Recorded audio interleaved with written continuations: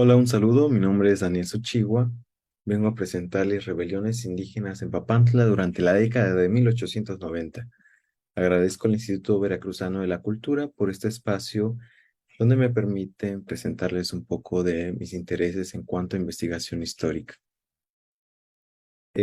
Con esto inicio, las rebeliones indígenas pueden considerarse parte de la cultura política del antiguo régimen, por el hecho de que la categoría legal del indígena era otorgado por la corona española, por lo que en la mayoría de estos levantamientos reaccionaban en defensa de sus tierras comunales, forma de tenencia de la tierra otorgada a los pueblos de indios mediante títulos reales.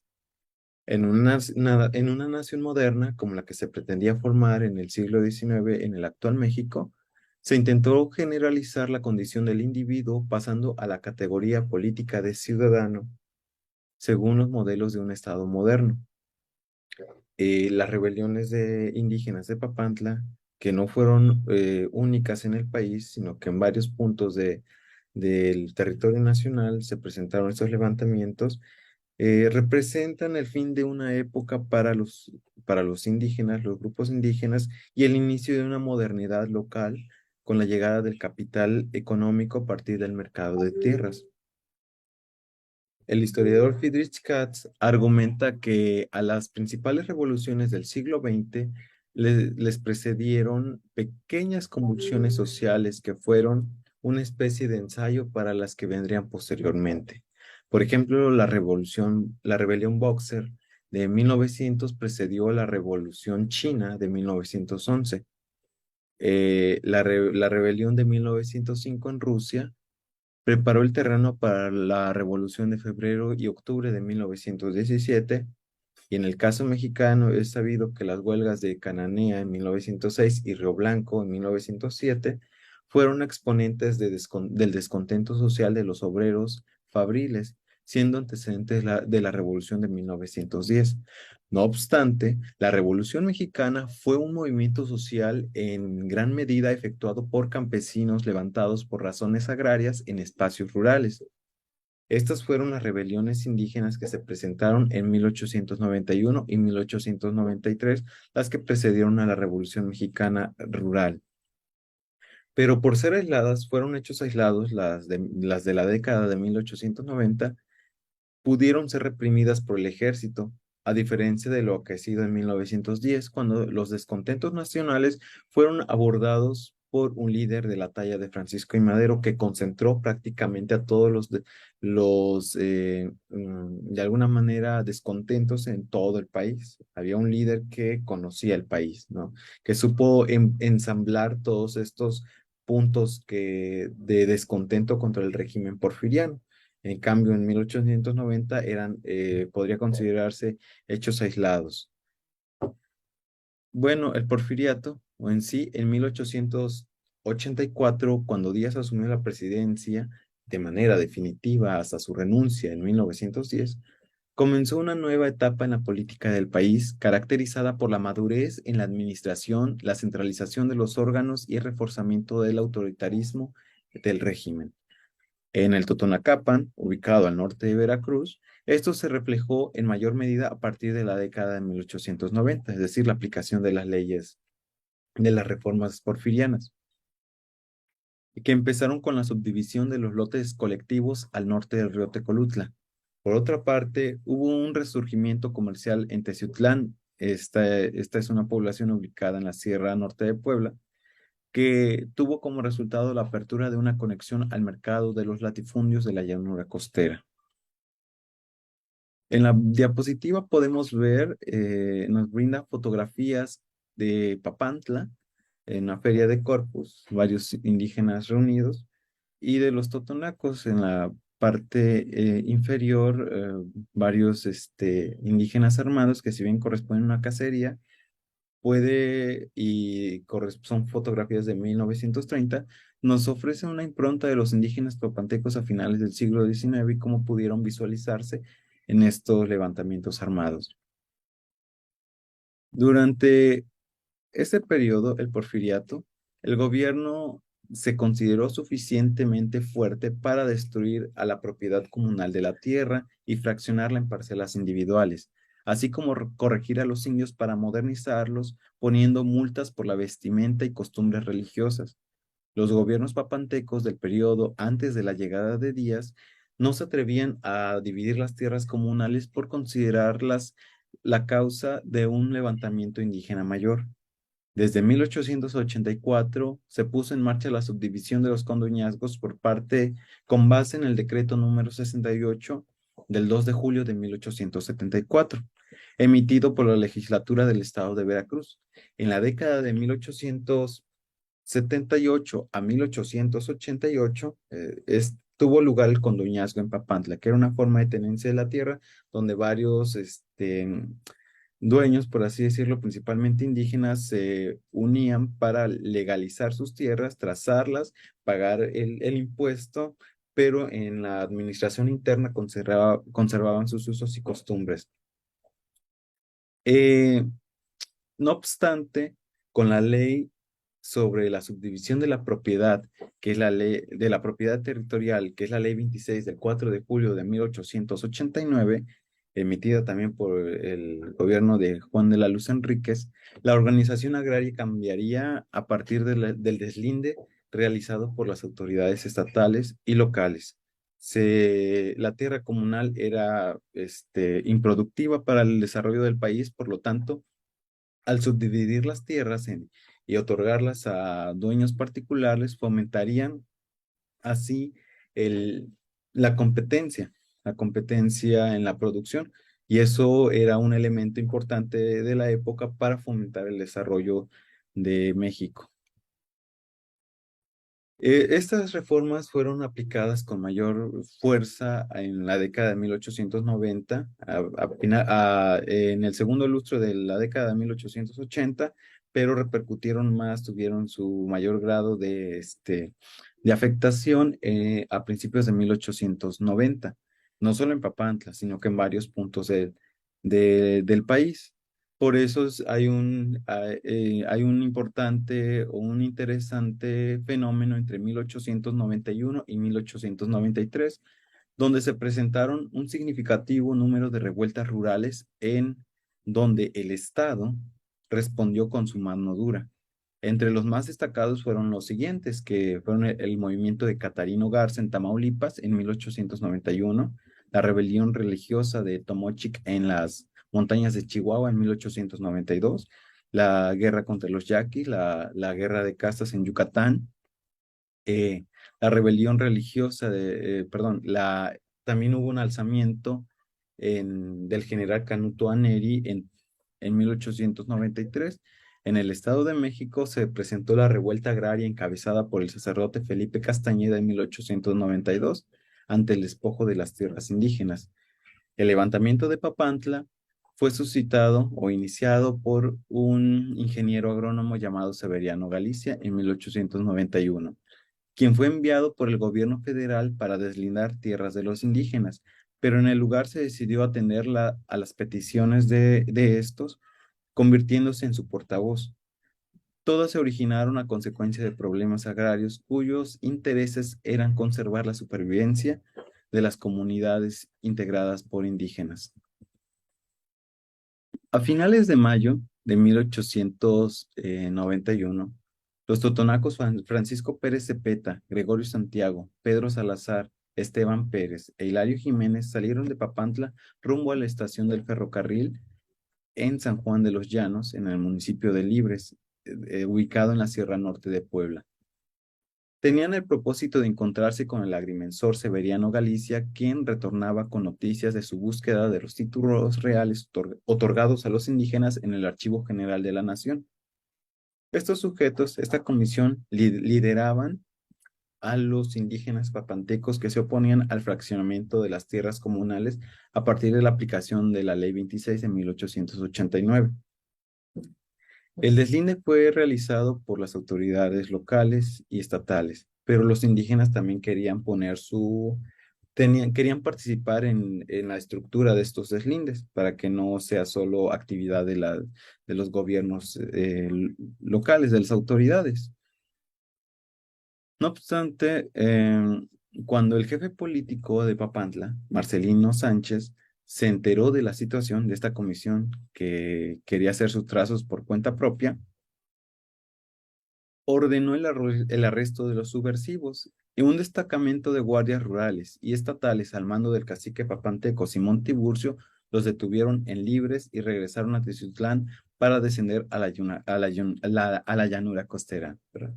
Aquí presenta una diapositiva, una imagen de Papantla en 1869, cómo se veía la ciudad posiblemente durante el resto del siglo, y así pudo haberse visto a finales del siglo XIX, y un mapa del partido de Papantla.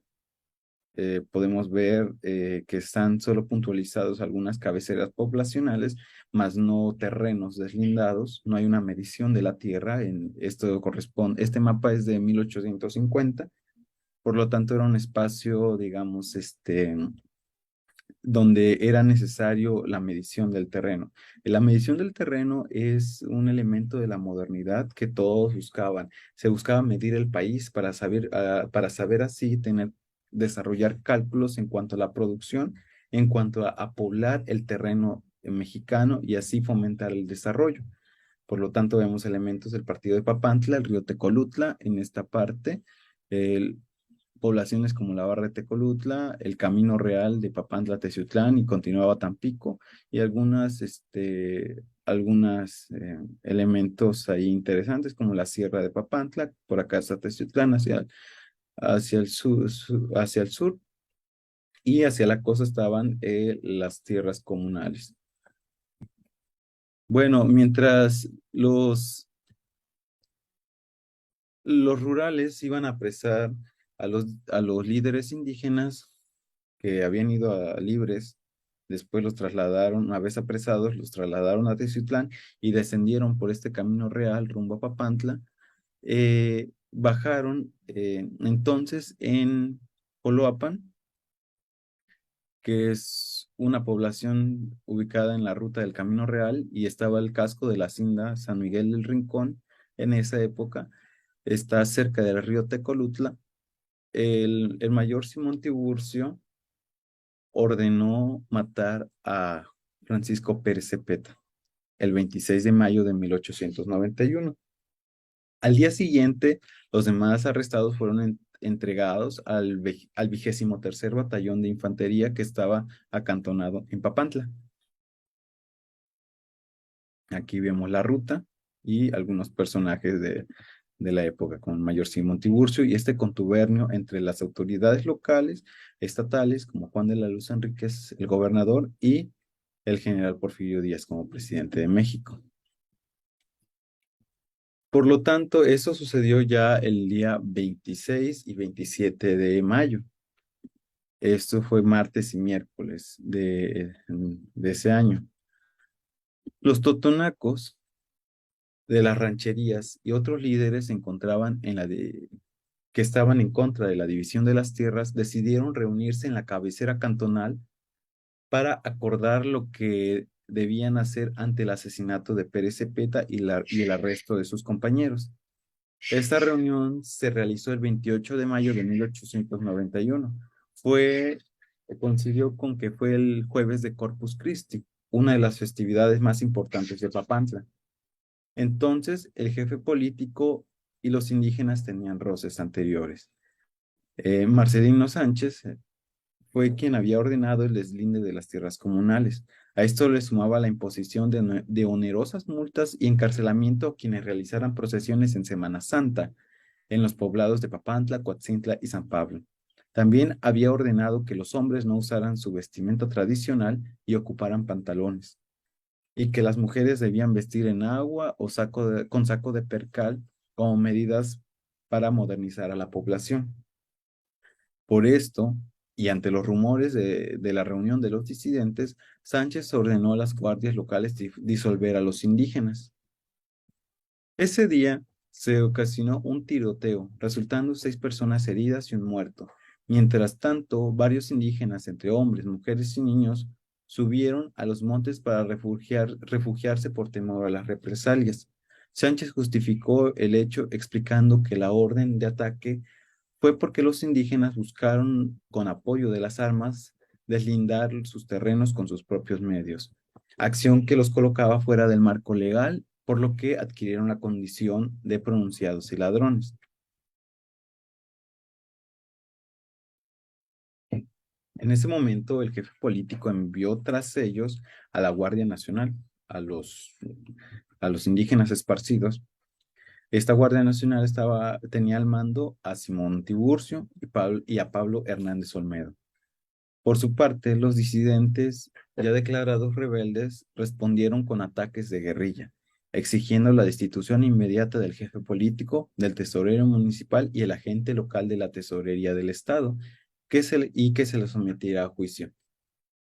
Para mediados de junio ya había estallado una pequeña guerra en poblaciones aledañas como el Chote y Mesillas, Cerro del Carbón, El Palmar, Poza Larga, Cazuelas y otros grandes lotes vecinos. Para las primeras semanas de junio, los rebeldes, liderados ahora por Agustín García Silva y Abraham Santos, tuvieron dominio sobre las tropas del jefe político. Este mencionaba que a los totonacos no les quedó otro remedio que organizar la resistencia armada. Por lo tanto, los rebeldes tomaron el control de algunos caminos y la población de Papantla se encontraba sitiada. Sánchez solicitó la ayuda al gobernador Juan de la Luz Enríquez Lara y este solicitó apoyo al presidente de la República para apaciguar la revuelta indígena. Las noticias se publicaron de los hechos en Papantla, se publicaron en el diario El Monitor Republicano. La primera noticia salió el 16 de junio de 1891, donde se indicaba que los barcos Independencia y Libertad que habían desembarcado en Tecolutla con 400 soldados del cuarto batallón de infantería y algunos del tercer batallón de caballería al mando del general Rosalino Martínez. Para el 25 de junio, la noticia fue que el destacamento militar entró a los pueblos fusilando a muchos y entonces los pobladores huyeron al monte. Los indígenas, enviaron una comisión a, a México solicitando la intervención del presidente Díaz sobre los ataques militares a los pueblos. Así también se mencionó que fueron cortados los alambres del telégrafo, condición que impedía dar noticias, y las familias que llevaban 15 días a los montes debido a que el jefe político no perdonaba a nadie, se mantenía pues prácticamente aislados, acorralados, acosados, ¿no? Los indígenas que habían huido al monte. No podían regresar a sus pueblos porque ahí ya estaban los oficiales quienes tenían pues la encomienda de arrestarlos o fusilarlos. Entonces los indígenas escribieron una carta firmada en Cuyuxquiwi, una comunidad que fue bastión de Serafín Olarte en el periodo de la independencia, y esta la fecharon el 6 de junio, donde mencionaban que no se presentaba ninguna rebelión por parte de ellos, por parte de los indígenas. Más bien los indígenas eran víctimas del temor a la represión del jefe político. Ellos escriben, no ha habido desórdenes, ni insurrectos, ni nada que parezca a una revuelta en Papantla como se verá por la siguiente carta dirigida a un ingeniero residente en México y quien ha tenido a bien transmitírnosla para su inserción en nuestro periódico. Ahí tenemos a un grupo de ciudadanos que creemos pacíficos, remontados a los montes por temor a las venganzas de la autoridad. El jefe político no quiere que midamos nuestras tierras, que dice que son baldías, y quiere hacernos parecer pronunciados para que se nos quite la concesión de deslindar nosotros mismos nuestros terrenos, la que se nos había otorgado el 23 de enero del el Ministerio de Fomento. Esto mencionan en su carta, y aquí pongo unos fragmentos, las cuales descargué en la Hemeroteca Nacional Digital. Mientras tanto, mientras los rebeldes estaban en el monte y con amenazas de volver y continuar la guerrilla, inició la operación Pacificación de Papantla, al mando del coronel Melitón Hurtado, quien llamó a Simón Tiburcio y a Pablo Hernández Olmedo para ayudar en la tarea. Hurtado les solicitó que reclutaran a los totonacos leales, pues ellos conocían el terreno y a la gente de la región, a diferencia de los soldados. Para el 26 de junio, a un mes de iniciar la revuelta, los líderes rebeldes, al conocer las bajas posibilidades de un triunfo, negociaron su rendición con el coronel Hurtado, y éste les prometió que el gobierno escucharía sus demandas y los consideraría al fraccionar los terrenos. Posteriormente se destituyó como jefe político a Marcelino Sánchez y en su lugar llegó el diputado Teodoro Gelecuona con la encomienda de realizar una investigación especial sobre lo acaecido. Las luchas armadas se apaciguaron en el mes de junio, pero continuaron algunos enfrentamientos aislados hasta noviembre. La doctora Victoria Sheno menciona que a finales de 1891 la lucha dejó a muchos soldados heridos, pero principalmente fueron diezmados por la epidemia del vómito negro. Sobre los disidentes, menciona que una cuerda de 90 indios salió de Papantla a Veracruz, así como las cuerdas que salían de Sonora con los yaquis que los enviaban a Valle Nacional o a Yucatán. Era una estrategia de desaparecer a los líderes principalmente. En este caso, 90 indios salieron de Papantla rumbo a Veracruz y otro grupo de indígenas que habían partido a México a negociar con el gobierno su propuesta de deslinde, fueron detenidos y enviados a Tehuacán, Puebla. Pero no se supo el destino final de ambos grupos, ni de los presos que iban en la cuerda, ni de la comisión que iba a solicitar un amparo ante el gobierno federal. Desaparecieron prácticamente. En febrero de 1892, la región se consideraba ya pacificada y se continuó con los deslindes de la tierra. El presidente Porfirio Díaz envió al coronel Victoriano Huerta como encargado de una comisión de ingenieros, además de su sobrino Félix Díaz, que eran militares para fraccionar y repartir individualmente los exconduñazgos. Esto se realizó entre 1892 y 1898, ya durante el gobierno de Teodoro A. Deza, como gobernador de Veracruz. Mientras esto sucedía, en 1893 se presentó otro pronunciamiento indígena en Papantla por la oposición a los deslindes de la tierra, las mismas causas, el espíritu, por así decirlo, de estos indígenas que querían deslindarlos de acuerdo a sus condiciones, también fueron sofocados.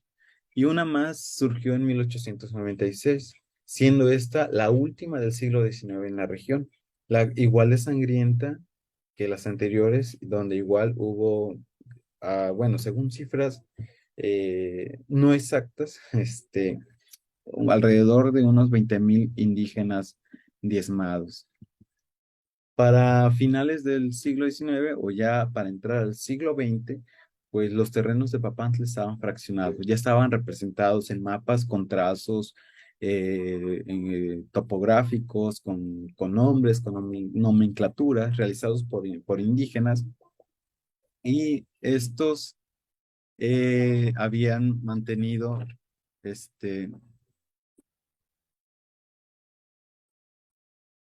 como mencionaba, para inicios del siglo XX ya podemos ver una espacialización de los terrenos comunales o de la tierra de Papantla, que ya había sido repartida para algunos cuantos comerciantes, algunos cuantos caciques que pudieron pagar la agrimensura, que pudieran pagar los impuestos, los títulos modernos, y con esto pues también tuvo como consecuencia un gran número de indígenas despojados de las antiguas tierras comunales, quienes buscaron la subsistencia de su familia, pues ahora ya como peones para solicitar un sueldo en las haciendas, tal vez que se estaban formando, o como servidumbre de los terratenientes de la época. Y así nace, digamos que otra clase trabajadora, ya como obreros de indígenas totonacos, pero también los elementos de la modernidad, que es la medición de la tierra, la representación de esta. Y esto ya encamina a otra historia más profunda. Ahora quiero compartirles una serie de textos que si gustan, si se interesan más por el tema de las rebeliones en Papantla o en el país, pues pueden consultarlos. Principalmente está el texto de Porfirio Díaz frente al descontento popular regional de 1891 a 1893. Es una antología de la Universidad Iberoamericana, está publicado por ella. Un clásico también, Rebeliones Campesinas en México, 1819-1906, de Leticia Reina, está editada por Siglo XXI. Una nación de pueblos, revueltas y rebeliones en la Huasteca Mexicana, 1750-1850, de Michael Ducey, publicado por la Universidad Veracruzana. Entre vainillales y fusiles, rebelión indígena en el Totonacapan, 1836-1838, de Juan Carlos Santander Ontiveros. El libro de la doctora Sheno, Victoria Sheno, Aquellos que vuelan, los totonacos del siglo XIX, editado por el CIESAS. Perfiles de la desamortización en Veracruz, de José Velasco Toro y Luis Juventino García Ruiz. Está publicado por la editora de Gobierno del Estado de Veracruz. Y Un pueblo dividido, comercio, propiedad y de, comercio, propiedad y comunidad en Papantla, México, de Emilio Curi. Está publicado por el Fondo de Cultura Económica y por el Colegio de México. Agradezco este espacio, espero que les abone en algo en sus intereses particulares, específicamente a las rebeliones del Totonacapan o las rebeliones a finales del siglo XIX. Con esto me despido. Un saludo a todos.